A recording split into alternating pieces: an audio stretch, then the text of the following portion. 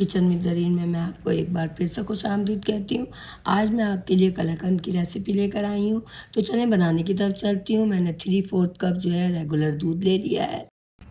7 table spoon मैंने चीनी ले ली है और इसको मैंने दूध में जो है अच्छी तरह से डिज़ोल्व कर लिया है।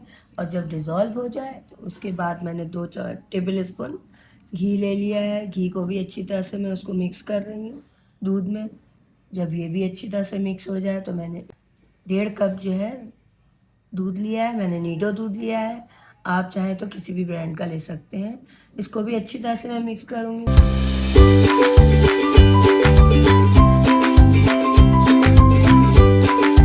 जब अच्छी तरह से मिक्स हो जाएगा उसके बाद इसमें 1/2 टीस्पून मैंने इलायची पाउडर मिक्स किया है। अच्छी तरह से मैंने मिला लिया है। जब इसको खूब अच्छी तरह से मिला लूँगी उसके बाद इसको मैं अब जो है चूल्हे पे रखूँगी।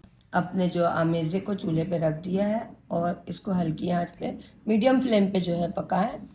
और देखें ये आहिस्ता आहिस्ता पकाती जाएं और मुसलसल मैं चम्मच चला रही हूँ। तकरीबन 5 मिनट तक मैंने चम्मच चलाया है तो इस तरह की कंसिस्टेंसी हो गई है। देखें मज़ीद मैं 5 मिनट चलाऊँगी। तो जब ऐसे कलाकंद दिखने लग जाएगा तो मैं इसको चूल्हे से उतार दूँ, एक बाउल में डाल दूँगी। चलें तो मैं इसको इस तरह सेट कर 5 मिनट में इसको रूम टेम्परेचर पे रखूँगी। 15 मिनट के लिए मैंने इसको फ्रिज में रख दिया है। फ्रिज से निकालने के बाद हाथों में घी लगाकर इस तरह का शेप दे दिया। इसको मैंने पिस्ते और बादाम से गार्निश कर लिया है।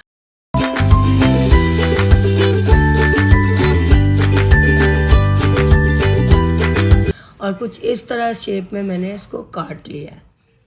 आप जो भी चाहें, जिस तरह भी चाहें शेप में काट सकती हैं। तो चलें कलाकंद की रेसिपी तैयार हो गई है। बनाएं और लुत्फ़अंदोज़ हों। इसके साथ ही ज़रीन को इजाज़त दीजिए। अल्लाह हाफ़िज़।